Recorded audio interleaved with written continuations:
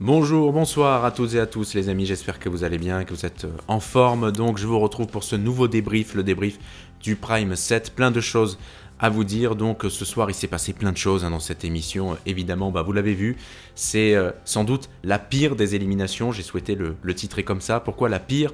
Parce que c'est l'élimination la plus douloureuse pour les élèves, évidemment, de partir à ce moment-là de l'aventure. Imaginez de partir juste avant d'être sélectionné pour la tournée de la Star Academy. Il ne pouvait pas y arriver pire chose donc pour l'élève en question, et cet élève c'est Clara qui est restée à quai. C'est peut-être aussi la pire des éliminations, l'une des pires en tout cas qui pouvait intervenir à mon sens. Pour moi, Clara avait toute sa place dans cette tournée parmi les 7, on en reparle dans un instant. Un petit programme donc de ce qui s'est passé d'abord sur cette soirée, puis on entre dans le débrief performance par performance, et puis ensuite on fera le bilan de l'aventure de Clara et se dire est-ce qu'elle mérite de continuer cette aventure, est-ce qu'elle méritait potentiellement de continuer cette aventure, ou est-ce qu'elle mérite de ne plus la poursuivre cette aventure. Il y avait deux élèves cette semaine qui étaient immunisés, c'était Elena et Lenny évidemment, qui elles étaient déjà assurées de faire la tournée et donc de poursuivre en plus l'aventure. Il y a eu ce cadeau aussi fait à Lenny ce soir, on en reparlera. Est-ce qu'il a été fait la veille ou est-ce qu'il a été fait le jour du Prime de chanter avec Christophe Maé à l'Accor Arena, donc à Paris, devant des milliers et des milliers de personnes. On sait donc qui fera la tournée, on a Julien, on a Candice, on a Pierre, on a Djibril, on a Axel et donc Lenny et Elena qui feront la tournée, les 7 qui ont été retenus, les 7 qui restent dans cette saison, dans cette aventure de la Star Academy. Que s'est-il passé aussi? Oui, on nous a montré, mais bon, ça avait eu lieu dans la semaine, des choses un petit peu marquantes, le passage à l'Elysée pour l'élimination du sapin de Noël et tout ça. Ça fait toujours plaisir, évidemment, aux élèves. Et voilà, juste 2-3 petites choses avant d'entamer donc le débrief performance par performance. D'abord, merci à toutes et à tous pour tous les mots que vous avez eus sur le débrief de la semaine précédente. Gentil, j'ai essayé de répondre à un maximum de personnes, donc je l'ai fait il y a quelques heures en plus. Merci pour vos mots gentils, pour ma petite fleur. Donc voilà, j'en parlerai peut-être dans d'autres vidéos où je ferai un post dédié dans quelques jours sur les réseaux sociaux, sur Facebook et Instagram, parce que je ne sais toujours pas véritablement ce qui s'est passé encore. Voilà, j'étais à des milliers de kilomètres, mais voilà, j'ai des bisous à ma fleur. Je ne sais pas si on voit quelque chose ou quoi que ce soit, mais voilà, c'est tout. Et puis troisième chose, bien entendu, n'hésitez pas à vous abonner à la chaîne. Vous êtes plus de 7000 à l'être et merci à toutes et à tous, ça me touche énormément, sachez-le. N'oubliez pas non plus le fameux pouce, vous savez que c'est très important, ça donne plus de force et d'énergie encore à ces vidéos, ça donne évidemment envie à l'algorithme de YouTube donc de remonter la vidéo, et encore plus si vous faites des commentaires, donc pour me dire ce que vous avez pensé. Allez, 3 questions à vous poser pour ce soir. D'abord, est-ce que pour vous, Clara mérite de quitter l'aventure à ce stade? Est-ce que vous auriez donc préféré la voir continuer? Dites-nous, dites-moi dans les commentaires. Deuxième question, est-ce que les 7 donc, qui font la tournée vous paraissent être un bon cru pour cette tournée? Est-ce que pour vous, ça vous donne envie d'acheter un billet, d'aller les voir à Paris, à Lyon, à Marseille et ailleurs, où ils passeront donc en tournée? Et puis, troisième question, donc je ne sais pas ce que je voulais vous poser, oui, comme troisième question, non, je ne sais rien. Écoute, ça ira pour les deux questions. Est-ce que Clara mériter donc de continuer ou de quitter l'aventure? Et la deuxième question, donc vous l'avez, c'est est-ce que les 7 donc, qui feront la tournée vous conviennent en l'état? Et ah oui, peut-être troisième question, est-ce que vous irez voir la Star Academy en tournée? C'est important. On attaque donc tout de suite avec les performances les amis, on a débuté par l'hymne comme chaque semaine bien entendu. Cette semaine c'était un hymne un peu particulier, on a eu un prolongement avec à nos actes manqués, donc l'arrivée de Matt Pokora, de Christophe Willem et de Santa, le groupe donc iPhone à l'ancien, enfin qu'on a connu comme ça en tout cas. Et bon voilà, c'était sympa de changer un peu ce truc. Vous savez que je suis pas super fan de l'hymne, vous le savez. Je sais que beaucoup d'entre vous adorent ça. Là, il y avait un petit prolongement. Bon, ça donnait un côté un peu plus chaud encore. Allez, on va dire que c'était pas trop mal. On va être sympa cette semaine. Ensuite, première performance, Clara et Axel qui partageaient la scène avec Matt Pokora. Elle me contrôle pour Clara. Qu'est-ce que j'ai noté? Avant de parler évidemment du départ de Clara, j'ai noté que Clara, pour elle, c'était pas une chanson à voix. Pas vraiment de performance à analyser sur cette chanson. On avait les planètes, donc moi j'ai pas trouvé ça foufou, la mise en scène, toujours ce fameux truc qui tourne, la plateforme qui tourne, ouais, on dirait qu'on se croit au début des années 2000 en fait, et on se dit waouh les gars, on a découvert que sur un plateau on pouvait faire tourner des trucs, et c'est vraiment utilisé à outrance. Je suis pas sûr que ce soit toujours très très très beau visuellement et très utile, mais bon, je trouve que sur la chanson le micro de Matt Pokora avait l'air un peu pimpé. un peu pipoté, je sais pas si vous avez cette impression ou pas, je sais pas, dites-moi. Et enfin, il y avait un truc de moins naturel en tout cas dans la voix de Matt Pokora que dans la voix de Clara et d'Axel. Et puis ensuite, il y avait On est là. Et là, bon, le mec s'est fait un show, il est parti en tous les sens et tout, on se croit, on aurait dit le cirque du soleil, c'était impressionnant. Mais bon, c'était pas des performances vocales extraordinaires, évidemment, sur ces chansons-là. Et tout le monde s'est plutôt bien débrouillé. Mais je trouvais qu'il y avait une différence au niveau des micros, à mon avis. Différence de traitement peut-être sonore, de transformation de la voix. En tout cas, grosse bienveillance de Matt Pokora sur cette performance. Il a été très très cool avec les deux. C'est à souligner. Ensuite, on avait Pierre sur du Aerosmith. Alors, Aerosmith, c'est Steven Tyler, évidemment. Donc, Steven Tyler, c'est pas rien. Hein, il faut y aller. Et bon, pour bien connaître quand même la version originale, il y avait une différence, encore une fois, abyssale entre l'interprète original et la version de Pierre. Et je trouve encore une fois, bon, vous savez que moi, je ne me retrouve pas dans l'univers vocal et musical de Pierre, mais je respecte complètement, et j'insiste, et soyez pas dur dans les commentaires, j'insiste pour dire que je comprends et je respecte ceux qui se sentent plus proches de lui, évidemment. Je trouve qu'il a un bon timbre de voix, une voix cassée, etc. Ça crée une certaine sensibilité, mais moi, c'est moins mon truc. Moi, je préfère vraiment la performance vocale, on va dire, voilà. Mais donc, pas de critique du tout envers Pierrot, mais par contre, je dois encore dire que la chanson qui lui a été attribuée ne lui a pas fait honneur. C'était pas une chanson adaptée à son style, encore une fois, à Pierre. Donc bon, à voir en tout cas ce qui se passera sur la semaine prochaine. Elena chantait avec Santa, donc Popcorn Salé. Alors moi j'ai trouvé ça d'abord très joli, très très jolie mise en scène, vraiment deux belles voix. Et un bon duo vraiment entre les deux. On sentait qu'Elena était lâchée de toute pression. Santa avait l'air de bien s'amuser. Bienveillance encore une fois sur la fin. Voilà, c'est ça que je voulais dire de Santa donc envers Elena. C'était vraiment un joli duo, en tout cas entre les deux. Franchement, Elena, qui ma foi, depuis 2-3 semaines maintenant, se lâche, semble faire fi un peu plus, on va dire, de la pression maintenant et du stress engendré par le fait que ce soit un prime en public, que ce soit pas vraiment en direct, mais c'est tout comme, il n'y a pas de montage, je veux dire, c'est quand même, voilà, on sent quand même qu'on est dans une académie qui a du progrès depuis le début, surtout Elena, elle, qui chantait dans sa chambre, donc voilà, belle performance. Candice, sur Donne-moi le temps de Jennifer, alors c'est mieux vocalement depuis 2 semaines, Candice, ça partait bien évidemment au début, je trouve qu'il y avait des petites variations, il y avait un petit vibrato, on sent qu'il y a du travail, évidemment, c'est pas une chanteuse à voix, on le sait, ça Candice. Mais par contre, au bout d'une minute 30, je me suis dit là, ça y est, ça commence à craquer, à dérailler. Et effectivement, elle a cette petite angine, bienvenue au club. Et donc, pas évident, donc pour elle de finir. Donc, comment la noter là-dessus, comment la juger là-dessus, comment débriefer là-dessus, c'est compliqué.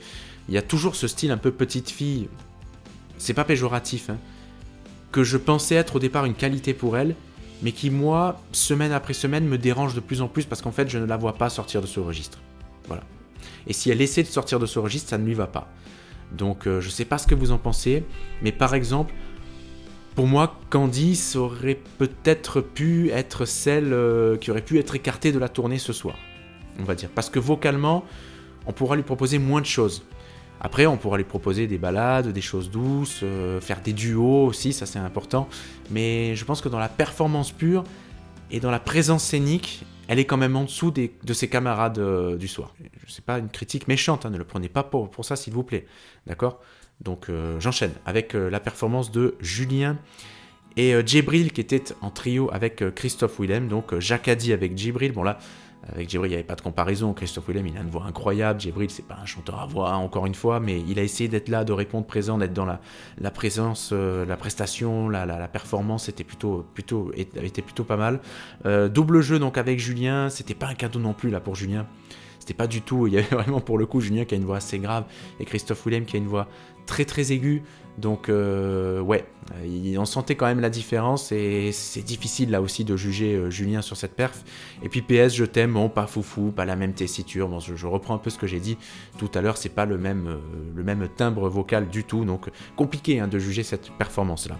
Mais en attendant, on note aussi hein, la bienveillance de Christophe Willem, comme Santa, et puis comme Matt Pokora au début, envers les élèves et les académiciens. Donc ça, c'était très très cool. Clara ensuite, là, c'était pas un morceau facile, parce que chanter du Lady Gaga, Always Remember Us This Way, c'était pas évident du tout. Faut surtout pas tomber en fait dans la comparaison, parce que Lady Gaga a une voix extraordinaire, une des plus grandes voix je pense de la pop américaine et mondiale. Donc on peut pas comparer Clara et Lady Gaga. Il y a énormément il y a un fossé énorme entre les deux. Mais Clara a quand même une sacrée voix.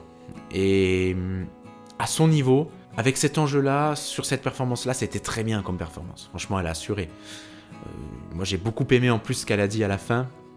Et comme quoi, tu vois qu'elle disait que c'était un peu son rapport au public, son rapport à la scène, qu'elle disait mais en gros je fais ça pour vivre des moments comme ça, je sais pourquoi je fais ce métier, enfin cette activité. Elle a pas dit dans ces mots-là, mais vous rappelez peut-être ce qu'elle a dit exactement.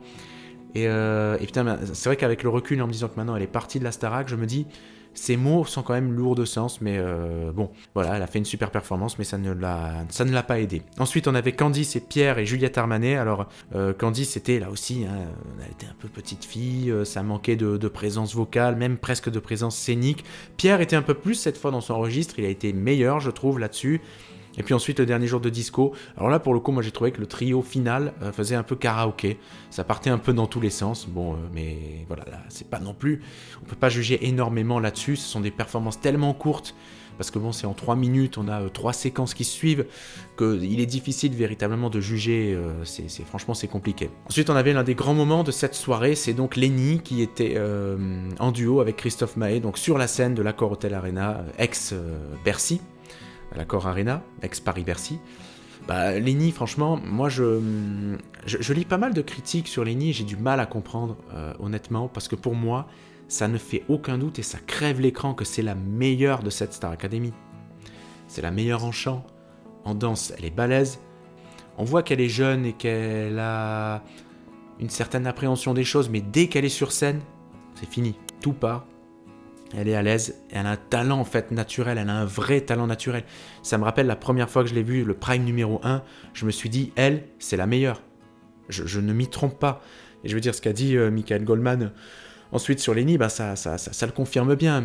Elle est faite pour ça, elle est née pour ça, il n'y a pas de contestation possible. Et puis là, encore une fois, super bienveillance envers Christophe Maé. T'as des artistes comme ça qui partagent la scène, qui sont sur leur scène, qui sont dans leur tournée, et qui reçoivent quelqu'un en duo, qui vont être parfois peut-être un peu nonchalants, qui vont vouloir prendre le dessus, etc. Là, Christophe Maé, il a vraiment été dans le partage, j'aime beaucoup cet artiste, et donc franchement, bravo à lui. Et puis bravo à Lenny qui a assuré. C'était pas évident, et puis se faire le moto-taxi 2-3 fois comme ça. Ah oui, juste un petit truc sur le moment où elle l'a appris. Il y a un doute, je sais pas, vous pourrez peut-être me dire dans les commentaires, dites-moi, parce que Nikos a dit plusieurs fois il y a quelques heures, et à un moment donné, c'est-à-dire elle l'a appris il y a quelques heures, et Lenny à un moment donné a dit hier, etc. Donc en fait, est-ce qu'elle l'a appris hier, elle a eu 24 heures pour se préparer, ou est-ce que Nikos, pour faire croire que c'est un peu mis en scène, etc., nous dit c'était il y a 2 heures, elle a appris, elle s'est changée, elle s'est douchée, elle a appris la chanson par cœur en une demi-heure, et puis elle est repartie. Je sais pas, dites-moi, essayez de m'éclairer là-dessus, parce que j'ai pas trop suivi. Ensuite, il y avait Axel, qui défendait ses chansons sur Don't Stop Me Now, l'une des plus belles chansons, et l'une des plus difficiles. Non, toutes les chansons en fait de Queen et interprétées par Freddie Mercury sont difficiles, mais bonne performance, à l'aise, je trouve qu'il s'est lâché. Peut-être pour l'une des premières fois, il s'est véritablement lâché, là, cette glissade envers le guitariste, là, tel un joueur de foot sur une pelouse humide, c'était magnifique. Et on voit qu'il s'est fait plaisir et qu'il a kiffé. Alors évidemment, là aussi, c'est comme Clara et Lady Gaga, on peut pas tomber dans la comparaison vocale. Lady Gaga, c'est une légende, Freddie Mercury, c'est une légende, on peut pas comparer. Là, on a des artistes qui sont jeunes, qui débutent, qui ont pas le même coffre vocal non plus, mais je trouve qu'il s'est très bien débrouillé. Et moi, j'aime beaucoup Axel et Clara parce que je trouve que tous les deux ont de la tchatch en fait. Quand ils parlent au micro et tout, ils ont la tchatch, ils parlent. Donc voilà, mais en tout cas, c'était une belle performance pour Axel, très réussie. Ensuite, Djibril sur Comportement de Aya Nakamura. C'est pas une chanson à voir, je vous apprends rien évidemment. Par contre, Djibril a montré qu'il avait envie, il a montré qu'il avait la niaque. Il y avait même de la danse et tout, il a kiffé son truc, la mise en scène. Alors je pense qu'il a bien aimé faire cette mise en scène là, il était vraiment dans un rôle d'artiste comme ça, en coulisses, j'arrive et tout, j'essaie d'en imposer, c'était vraiment bien, même si la chanson est pas oufissime d'un point de vue vocal, hein, je le redis, mais artistiquement, moi je trouve que c'était quand même une bonne performance. Est-ce que ça a joué sur les votes en sa faveur ou pas? Je ne sais pas, parce que pour moi il faisait peut-être partie des 2-3 élèves à être en ballottage défavorable, on va dire, au niveau vocal, etc. Mais il y a une personnalité. Et ça, c'est important aussi. Je le sais, j'en ai conscience. Donc voilà, bravo à lui en tout cas pour cette performance. On enchaîne avec Julien sur Longtemps d'Amir. Eh bien écoutez, je me tue à dire depuis le début, peut-être m'a-t-on entendu, non, j'ai pas cette prétention-là, vous inquiétez pas, mais je me tue à dire depuis le début qu'on fait chanter des chansons beaucoup trop difficiles à Julien, parce que Julien il ne peut pas chanter du Johnny, ne peut pas chanter du Josh Groban. Non, Julien sait très bien chanter, il a de la voix, une bonne voix, mais c'est pas un grand chanteur à voix, faut pas exagérer. Mais par contre, dans un registre là sur longtemps d'Amir, eh bien j'ai trouvé qu'il a livré sa meilleure performance de la saison, Julien, pour moi en tout cas. Je trouve que vraiment, il n'a pas eu à prouver ce besoin de faire de la performance en fait en toutes circonstances. Pour moi, c'était vraiment bien, c'était dans la nuance, dans l'émotion. J'ai bien aimé la mise en scène aussi, comme ça, fendre le public de manière très douce. C'était vraiment bien, je trouve. Et ça faisait du bien une performance comme ça, et bravo à lui pour cette performance. Moi je veux plus le voir dans des registres comme ça, alors pas tout le temps parce qu'après on se ferait chier hein, avec des chansons un peu tristes, nostalgiques ou calmes comme ça pendant 1h30, 2 heures en spectacle, mais je veux bien le revoir dans ce registre-là, en tout cas ça lui allait bien je trouve. Dernière performance, c'était tous les élèves hein, sur les titres du DJ Lost Frequencies. Rien à dire là-dessus, sauf que vous serez d'accord avec moi, je pense, le son était catastrophique, on n'entendait pas les étudiants, les élèves, les académiciens, c'était catastrophique au niveau sonore. Et ensuite, on a appris donc que c'est Clara donc, qui restait à quai et qui ne ferait pas l'aventure. Je vous pose la question tout de suite, je vous l'ai posée au début, mais peut-être qu'avec ce débrief, vous y avez plus réfléchi encore. Que pensez-vous du départ de Clara ? Ce départ est-il logique ? Pour moi, ce départ n'est pas logique. Vous voyez, j'étais plutôt, je trouve que les départs de Victorien, de Marie-Maude, de Margot étaient logiques. Je trouve que les départs de Candice et de Djibril auraient été logiques, par exemple, mais pas celui de Clara.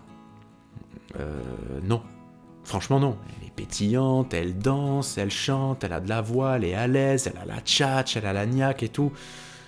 Enfin non, c'est peut-être l'une des 2, 3, 4 personnes qu'il fallait pas virer, quoi, en fait, Clara. Donc bon, c'est dommage pour elle.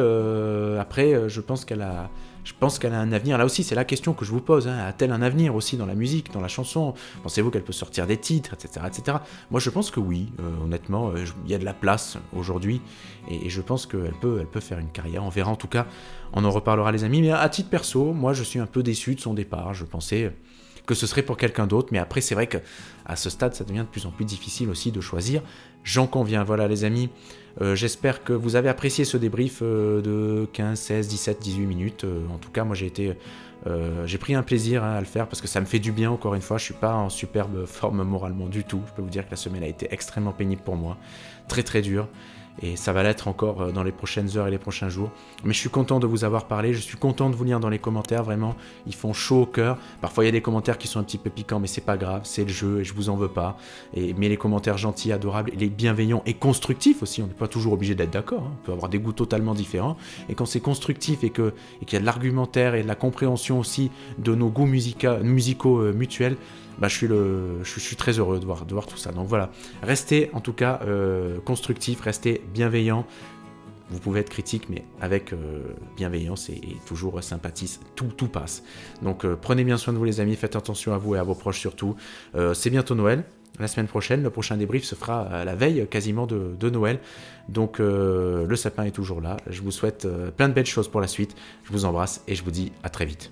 Ciao.